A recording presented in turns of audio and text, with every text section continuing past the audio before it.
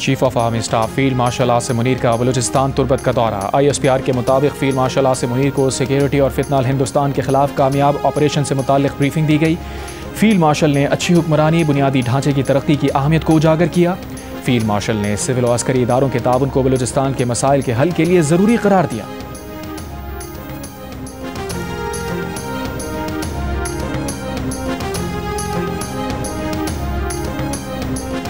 नायब वज़ीर आज़म वज़ीर ख़ारजा मोहम्मद इसाक़ डार बांग्लादेश के 2 रोज़ा सरकारी दौरे पर रवाना। ढाका में वज़ीर ख़ारजा की बांग्लादेशी क़यादत से अहम मुलाकातें होंगी। दो तरफ़ा ताल्लुक़ात के तमाम पहलुओं पर तबादला ख्याल किया जाएगा। इलाक़ाई और आलमी उमूर एजेंडे पर।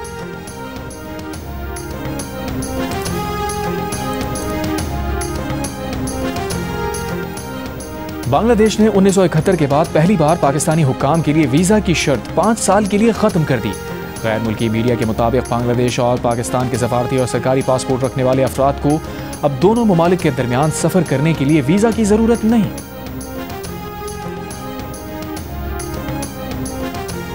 पाकिस्तान और भारत के वज़ीर आज़म के दरमियान चीन में मुलाकात नहीं हो रही। पाकिस्तान भारत से दहशतगर्दी समेत तमाम उमूर पर नतीजा खेज बातचीत का ख़्वाहां है। भारत की जानिब से असलहे के ढेर लगाना अलार्मिंग सूरत हाल है। तर्जुमान दफ्तर ख़ारजा शफ़क़त अली खान ने हफ्तावार ब्रीफिंग में कहा, इंसदाद दहशतगर्दी पर पाकिस्तान और चीन का जारी ताउन देरीना और कई जिहतों पर मबनी है। भारत से कहते हैं खेल और सियासत को इकट्ठा नहीं होना।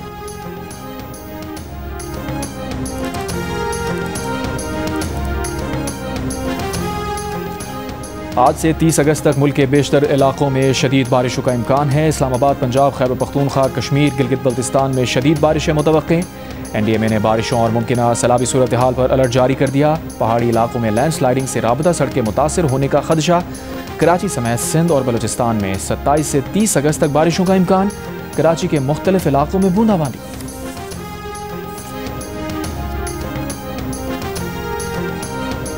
गिलगित बल्तिस्तान के जिला गजर के इलाके रोशन में लैंडस्लाइडिंग। एडिशनल DC गोपिस यासीन के मुताबिक तिलीदास लैंडस्लाइडिंग से 330 घरों को नुकसान पहुंचा। आरजी झील बनने से कई दुकानों को भी शदीद नुकसान हुआ। मुतासरीन के लिए खैमे, राशन और दीगर अशिया की ज़रूरत है। आरजी झील में पानी की सतह कम हो रही है। नशेबी इलाकों में कटाव का खतरा कम हो रहा है।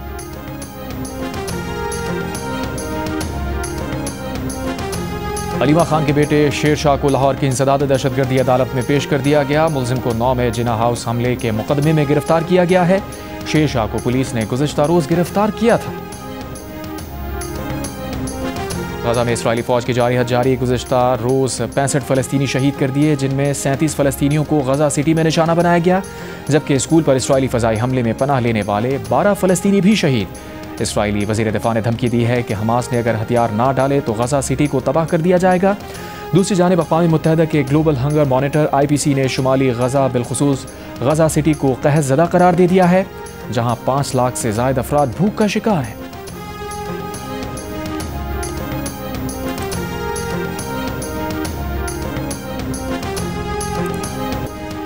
स्वात के मरकजी शहर मंगोरा में नदी के किनारे बेशतर घर सैलाब से ऐसे मुतासिर हुए हैं कि अब रहने के काबिल नहीं रहे। सैलाबी रैलों से मुतासरा स्वात में 9 रोज़ बाद भी बिजली बहाल ना की जा सकी। पोल्स और ट्रांसफार्मर ज़मीन पर गिरे हुए हैं। मुशीर इत्तलात खैबर पख्तूनख्वा बैरिस्टर सैफ ने ऐलान किया है कि मुकम्मल तौर पर तबाह होने वाले घरों के मालिकान को 10 लाख दिए जाएंगे। जुज़वी तौर पर मुतासरा मकानात के मालिकान को 5 लाख रुपए दिए जाएंगे।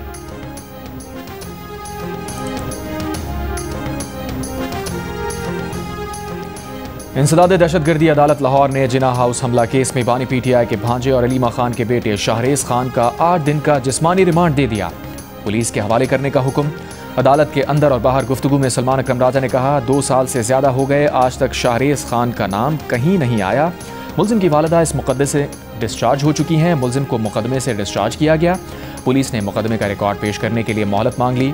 मीडिया से गुफ्तगू में अलीमा खान ने कहा कि बानी PTI को जमानत मिली और उसी रोज़ उनके बेटे को उठा लिया गया। पुलिस ने 9 मई के केसेस में अलीमा खान के बेटे शेर शाह को भी हिरासत में ले लिया। तहरीक इंसाफ की शेर शाह की गिरफ्तारी की शदीद मजम्मत। कहा, इस तरह गिरफ्तारी कानून और इंसाफ के जनाजे को सरेआम निकालने के बराबर है।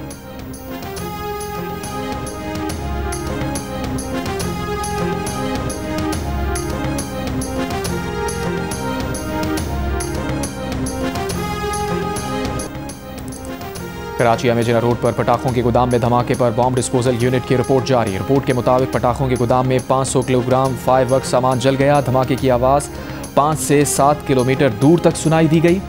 धमाके के बायस 100 मीटर के दायरे में तबाही फैली। इस वक्त मजमूई तौर पर 5000 किलोग्राम आतिशबाजी सामान मौजूद है। तमाम सामान किसी महफूज मकाम पर जल्द अज जल्द तल्फ करने की सिफारिश।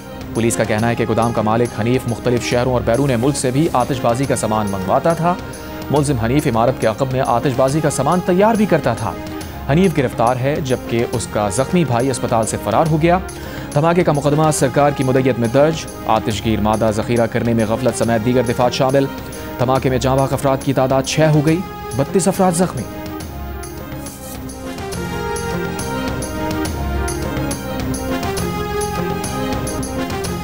रहीम मियां खान की इस्लामिया कॉलोनी में 2 साल की बच्ची मैनहोल में गिरकर जाँ बहक। बच्ची के वालिद का कहना है कि बेटी घर के बाहर खेल रही थी, खुले मैनहोल में गिर गई। डिप्टी कमिश्नर का नोटिस, कार्रवाई का हुक्म।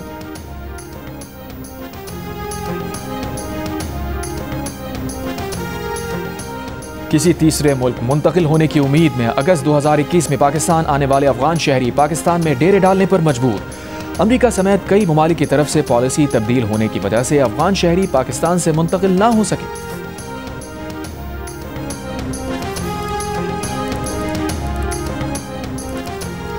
अक़वाम मुत्तहिदा ने गजा को कहर ज़दा करार दे दिया। यूएन रिपोर्ट में कहा गया है कि गजा में 5 लाख से ज्यादा आबादी को भूख और मौत का सामना है।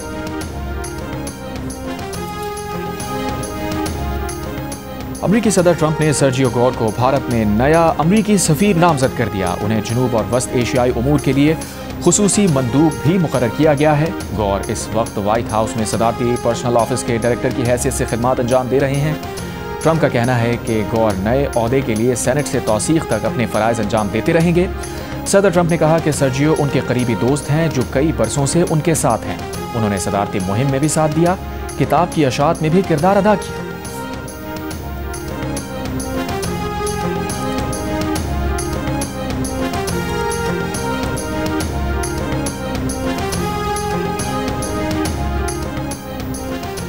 इसराइल पर पाबंदियों के लिए नीदरलैंड्स की काबीना का इजलास। इत्तफाक राय न होने पर नीदरलैंड्स के वजीर खारजा मुस्ताफी। अमरीकी वजीर दिफा पीट हेगसेथ ने पेंटागन की खुफिया एजेंसी के सरबराह को ओहदे से बरतरफ कर दिया। अमरीकी मीडिया के मुताबिक वजीर दिफा ने डिफेंस इंटेलिजेंस एजेंसी के director lieutenant general Jeffrey Kruse को एतमाद खो देने के सबब ओहदे से हटा दिया।